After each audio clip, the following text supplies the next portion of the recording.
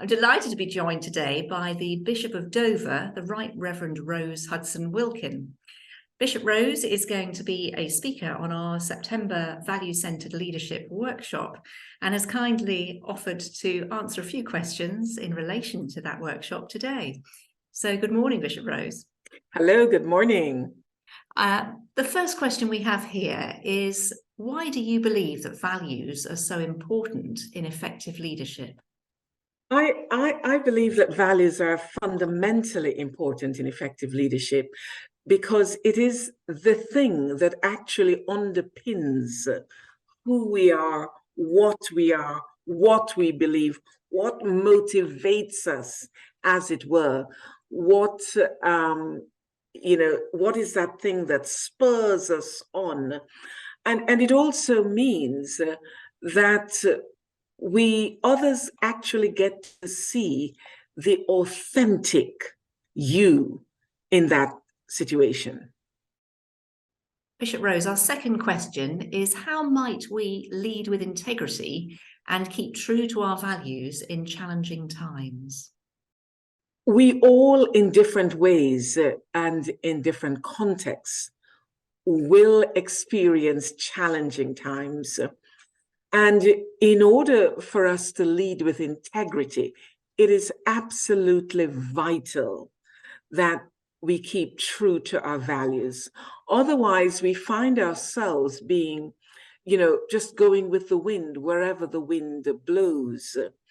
So it is important for us also not to pretend that this is not going to be costly, because it will be costly with regards to conflict. But what is important is that we stay rooted within the particular values. For me, it is my Christian values, and it is absolutely fundamental. And I cannot do what I do without being underpinned by those values, those Christian values.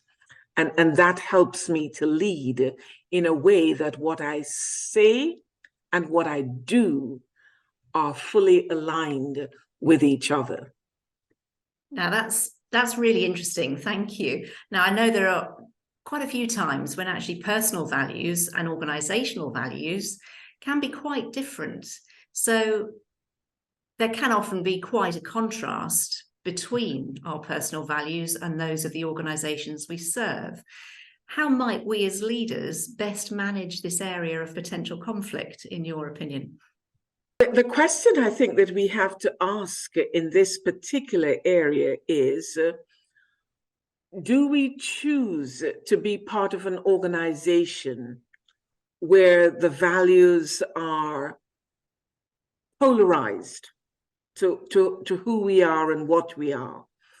And if for whatever reason we have chosen to be part of an organization, or someone else has taken over leadership in that organization and is taking us in a different direction, I think what is first important is that we have a good level of awareness of what is happening. That way we're not sort of sleepwalking into something like this. So the level of awareness, a good level of awareness is important, and a preparedness to acknowledge the difference, and not only to acknowledge the difference, but also to be ready and equipped to challenge that, as it were. An example of that for me is when I worked in Parliament. And as you can imagine, there were times when members would say something that was, from my perspective, completely contrary to my Christian values. For example, how we treat refugees. We don't just sort of pack them up and send them off to some island somewhere or country somewhere where we don't see them and don't have to deal with the issues. And so always being prepared to recognize what is happening and to challenge that. but to challenge it in a way that is not detrimental to oneself or to the organization. If this is the organization that we really want to be a part of, how are we going to elicit change if we are not going to be the change that we want to see, and being that change from the inside? So I think it is important that we don't run away from costly, challenging situation. But do we want to see change in this? Do we believe in our values that much that we want to create change? Then we need to be prepared to be the change in that situation. Superb, thank you. And I guess knowing our personal values, knowing ourselves is key to that, isn't it? Absolutely, which comes back to having this good level of awareness. If you don't know what your values are, it's like the saying, if you don't know where you're going, then any road will get you there. Whereas when you do know where you're going, then it means you strategically have given thought to it and have planned the route map that is going to get you there. And so it is a little bit like that in this particular area. Know yourself, know what your values are. And actually, when you're applying for roles, that's, it shouldn't just be how much money am I going to make? What's the salary going to be? Shouldn't be the first thing. Right up there should be, what are the values of this organization? How comfortable am I going to be in working with integrity in this space, in this organization? Am I a good fit for the organization, but also is the organization a good fit for me? Absolutely. And you can only say that, the latter, if you have confidence in yourself and the values that you hold. So how are your values an anchor for your leadership? You've touched on this in your response to an earlier question, but is there something more that you can draw out for us here? I believe deep down that my values is, you talk about the anchor. The anchor sort of sits you there and keeps you still, keeps you from rocking in different directions. But I want to see this as that thing, that strength that underpins who I am. Very often I get people asking me, the church, it's a very challenging time to be part of the church. Why do you stay with the church? And one of my first responses is, because I know who called me. And that I'm not just doing this on a whim. And because I know who called me, that acts as the kind of anchor. It acts as that underpinning, the scaffolding that keeps safe, as it were. So I would not be able to do what I do without those values, those Christian values underpinning who I am as a person and as a bishop with national and diocesan responsibilities. I think it would be important to say, in terms of benefits of having an alignment of values, it means there are fewer distractions, fewer battles.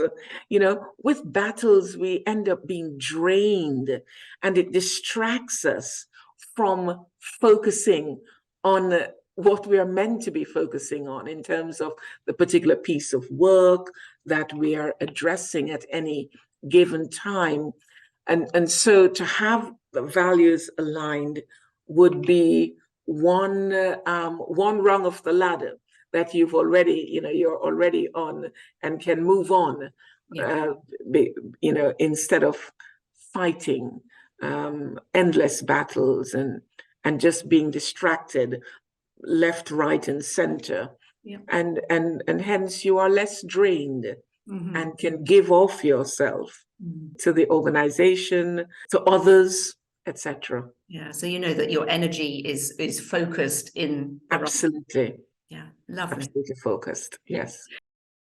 As leaders, how might we best encourage people who have different values to flourish at work? So this isn't necessarily looking at individuals who are not aligned with the organisational values, but it's people who hold personal values that are different to those of their colleagues. You know, and that's a great question, because as a church, and the church that I belong to, that is definitely part of the story. You know, when I arrived here in my diocese, I have people who will say, you know, I don't believe in women bishops, you know, I won't accept your ministry. And I'm very clear right at the start to say that I'm really not interested in whether you accept my ministry or believe in my ministry. My focus is on the gospel of Jesus Christ. So when you are ready for us to work on that, then I will be ready to work with you on that too. So it is important that we understand that we cannot, and I say this to my children, you cannot legislate for someone else's behavior, someone else's values or beliefs. You can be centered in yourself and know what you believe and hold on to that. And hence, when somebody presents something else, not to be judgmental and to waste time arguing with them about the rightness or wrongness of their views, but actually just to say, in effect, what might we have in common that we can stay focused on?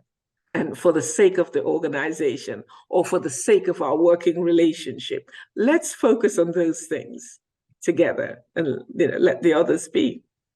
Finding the common ground. Lovely. Finding the common ground, absolutely. Bishop Rose, it's been an absolute pleasure talking to you today. Thank you so much for your time.